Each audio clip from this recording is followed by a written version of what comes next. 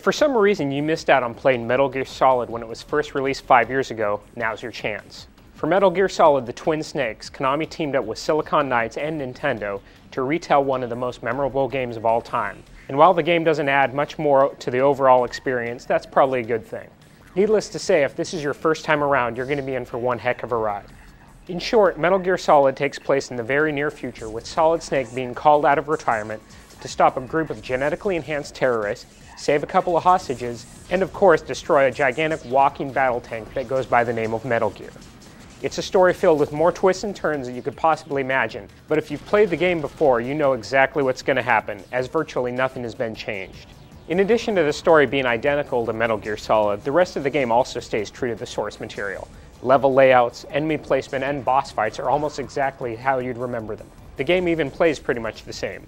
Snake has all of his usual moves at his disposal, all the gadgets you've come to expect. However, 2 guns from Metal Gear Solid 2 have been added, a tranquilizer pistol and a sniper rifle. Other enhancements to the game also come from Metal Gear Solid 2, the first-person shooting mode, guards that don't disappear after you've killed them, and the ability to hide yourself in empty lockers to avoid detection. Also present is the advanced artificial intelligence that makes the game quite a bit more challenging than the original PlayStation version. The big draw to the Twin Snakes lies in the completely reworked real-time cutscenes. This time around they're more complex, motion captured, and play out exactly like a blockbuster Hollywood action movie. The entire script has also been re-recorded with most of the same voice actors. For a game that relies so heavily on story, the Twin Snakes definitely delivers. Even if you've played the game before, the Twin Snakes does offer some pretty incredible stuff that you haven't seen before.